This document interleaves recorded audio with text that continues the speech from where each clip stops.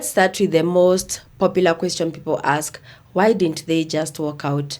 Before we even dig deeper and look at why it's not easy for somebody to just pack a bag and leave, I would like to give an example of somebody I know personally who has experienced gender-based violence. And she has spent her almost her lifetime in her marriage. And recently, I got to speak with her about her experience, and I asked the same question you guys are asking. She, of course, now it was more a bit an open discussion, and she was willing to share. So I was like, what made you stay for all this long? Because when she was talking to me, at that point she was ready to leave. So I asked her, so why did you stay for all this long? Then she tells me that at the point she could not have left because she felt like this home where she was at gave her stability in the context of her kids had a roof over their shoulder. So she didn't have to worry about that. And at the time, she didn't earn enough to be able to rent a space to be able to move out with her kids and for them to have the kind of life they could have had. That's what she told me.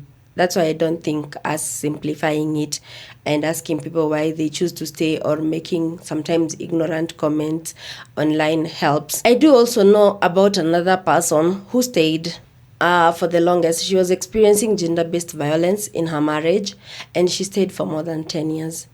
And while this was happening, no one in her family actually knew that it was happening to her until the day she was ready to leave. And that's when she opened up and talked about all the things that were happening to her, from the physical assault, the emotional abuse, the financial disenfranchisement. She was not allowed to work. She was disenfranchised in that way. She was not allowed to work, so she stayed. And these are just two examples of what I personally know. And the others I've already had, and there's so many examples, and I'm pretty sure even for you out there, you have an example that you might resonate with or you know. So we often ask, why don't people leave? Why do they stay longer? But we don't necessarily think what does living look like for these people? What if for them living means they maybe lose their jobs, they lose that sort of stability where maybe they are worried about their kids because maybe they're not in a space where they can be able to financially accommodate their children and themselves? What if living for them means that they leave the comfort of a home where maybe they didn't have to pay rent because they had